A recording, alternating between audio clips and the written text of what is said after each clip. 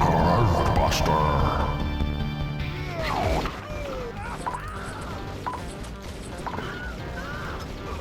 Developed by NGDev team for the Neo Geo and released in 2019, Kraut Buster is a love letter to SNK's Metal Slug franchise. Set in a fictionalized version of World War II Europe, the game puts players in the combat boots of the Kraut Buster Corps, who must overthrow the evil dictator, Dolph Edelwolf, one bullet at a time. The game takes you on a tour of scenic villages, lush forests, and snowy beaches, where you'll take in the sights before brutally murdering thousands of people. If you've ever played a Metal Slug game before, you'll know just what you're getting into here.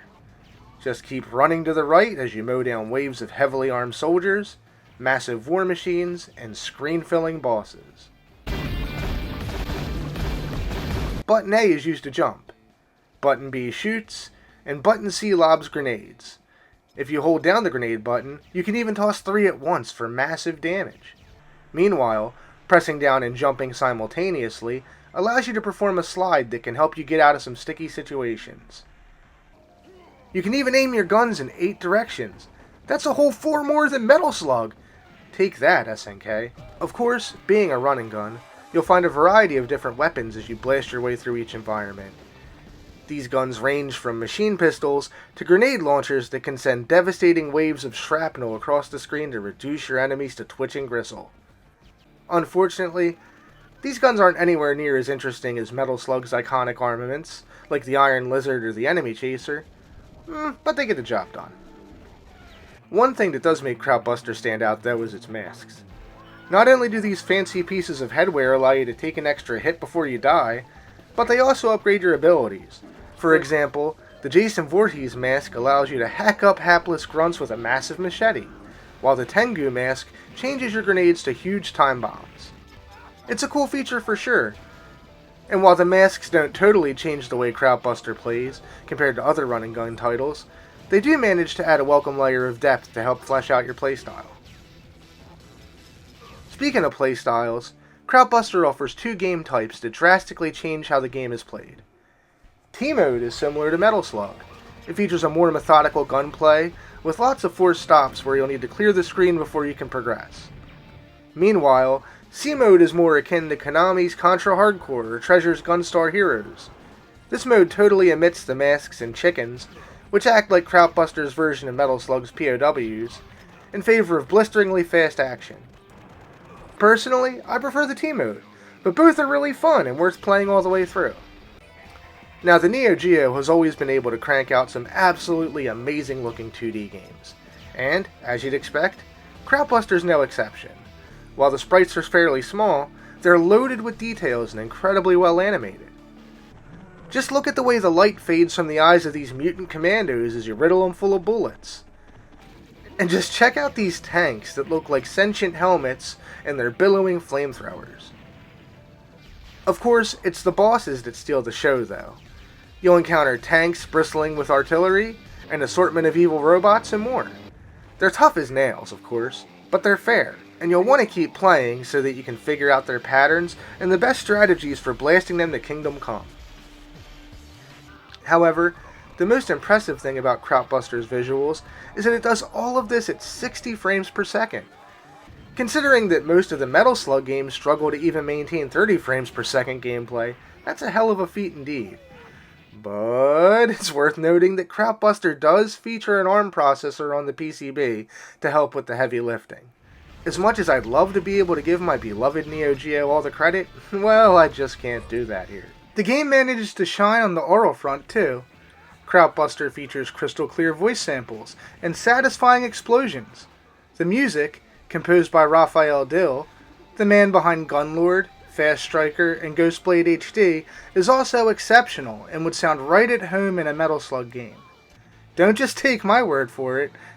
Here's a few samples of just how good Kraut Buster sounds.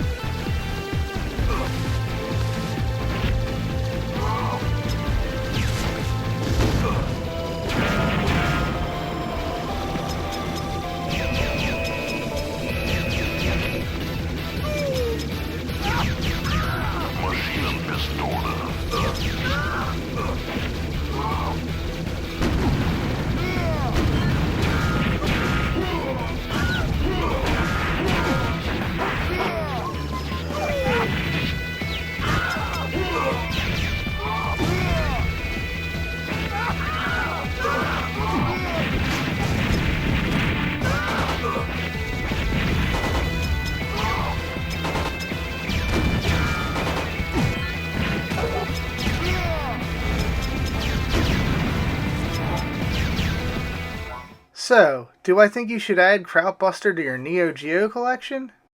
Probably not. But hear me out. That's not entirely the game's fault. Buying games for the Neo Geo has never been cheap, and that's truer now than ever. Now, generally I'm fine with that.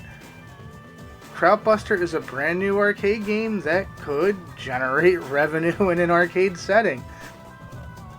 Keeping that in mind, it does make sense that it would be expensive. I got my copy for a little over $500 when the game released in 2019.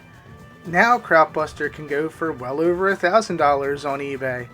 And yes, I'm looking at the sold listings. Still, if you don't mind the steep price tag, or if Grandpa Grabby Hands left you a killer inheritance, by all means you should probably pick up a copy. Kraut Buster is awesome, especially if you're a fan of the Metal Slug series.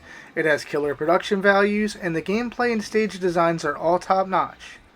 With multiple paths to take and 2 gameplay modes to enjoy, Kraut Buster is a game that will keep you coming back for more. That's all for my review of Kraut Buster for the Neo Geo. If you enjoyed this video, please like and subscribe. This is Super Neo Mega signing out.